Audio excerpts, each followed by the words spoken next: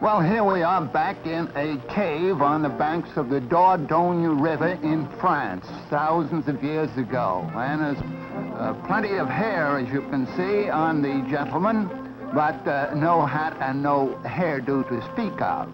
That hair is really interfering with his business. Nearby, the cave woman, his wife, is grilling a fish over an open fire. Now, the caveman is very plainly bothered by that hair that is growing so plentifully on his head in all directions. Suddenly, he looks over toward the fireplace and he sees the surviving backbone of a fish that has been eaten. And it gives him an idea.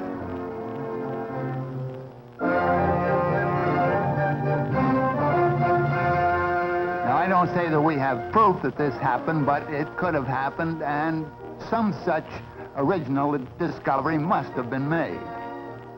Now, see what he does with the backbone of that fish. Puts up his hair as best he can and uses the backbone, or part of it, as a side comb to hold it in place. Let's imagine, at least, that that was the first hairdo. Now we slip forward a few thousand years to the time of the Babylonians in the Near East. See what kind of hairdos they had. Well, they not only curled their hair, but they curled their beards, too. It was a religious rite with them. Now we go over to the land of the Egyptians, about 2,500 years B.C., and notice a change. They shaved their heads completely, and they shaved their beards, too. But they wore an artificial beard made out of wood or horn or some such material.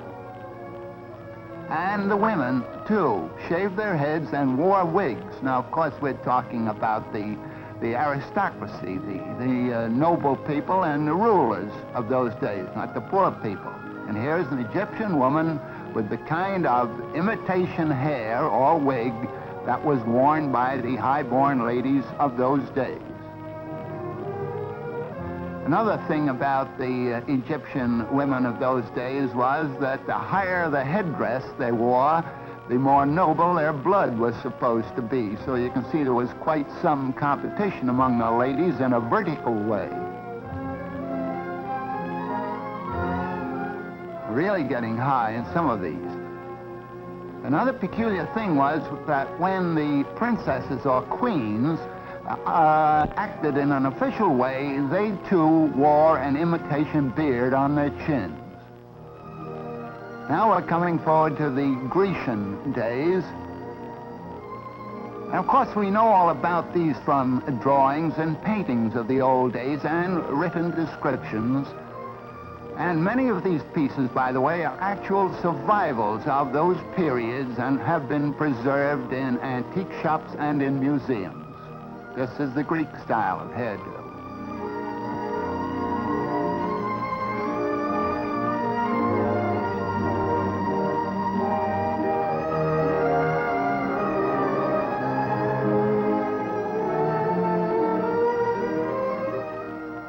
Of course, at all ages, a scarf was often used as a covering for the hair, with or without a hat on top of that.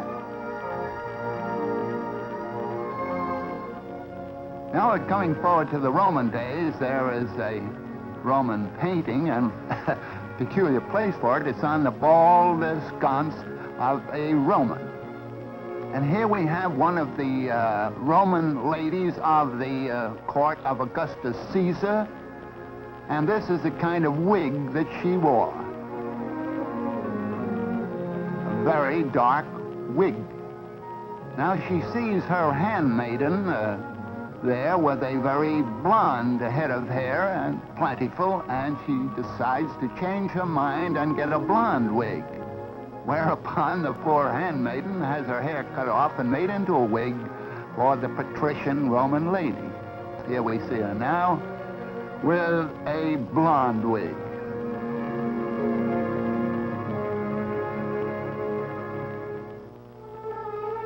Well, we'll step forward about 1,000 years into the beginning of the medieval period.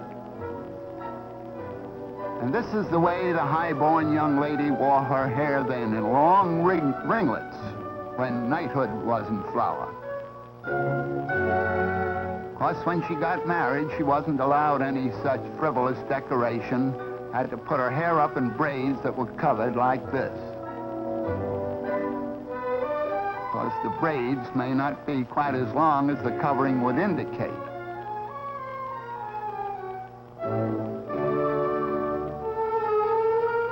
Just a little added decoration.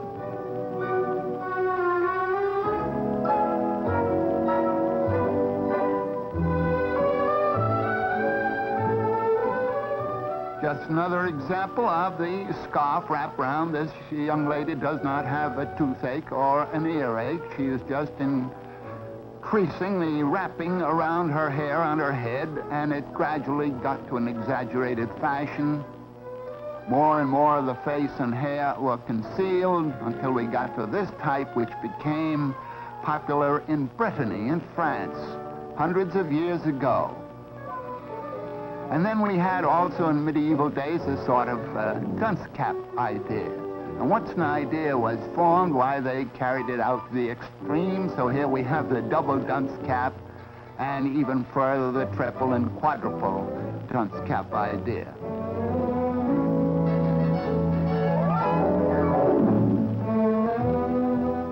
And of course, further decorations were added.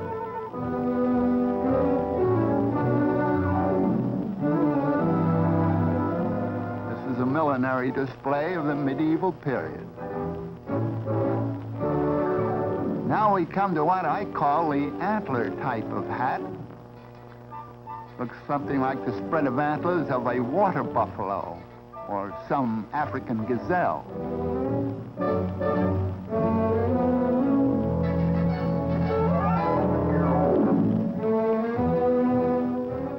This might be the ox type of decoration. This was popular, by the way, in England, about the time of Ivanhoe and Richard the Lionhearted. Only for high-born ladies, of course. And then, of course, the men weren't going to be completely left out of the picture. Here's a gentleman with a tall vertical hat. And just in case of a change in the weather, notice that he has a different type of hat slung over his back.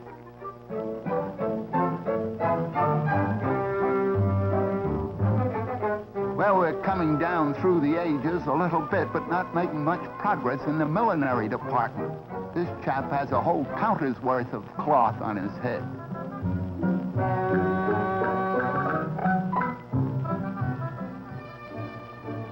Now, this is on the neat side, but that hairnet is studded with precious jewels. In this case, it's the first cost and not the upkeep.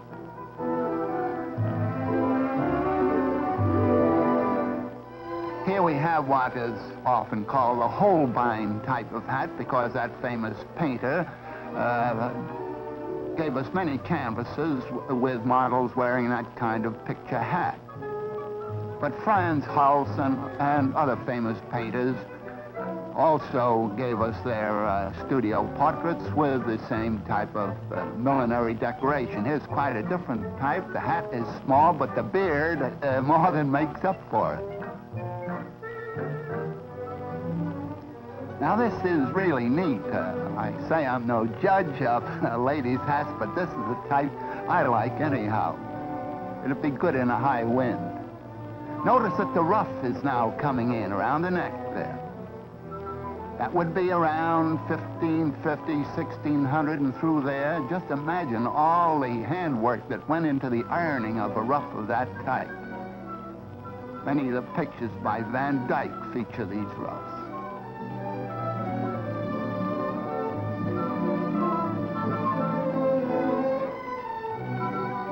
Here we're going into the vertical decoration again. You notice how it switches from the horizontal to the vertical and back again. High, low.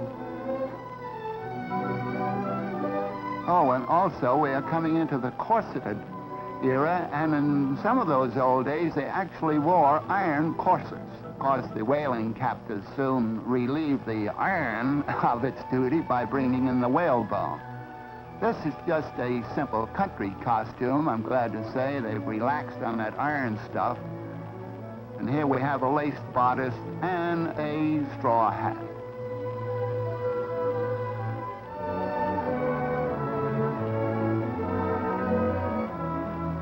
Now we're coming into the 17th and 18th centuries.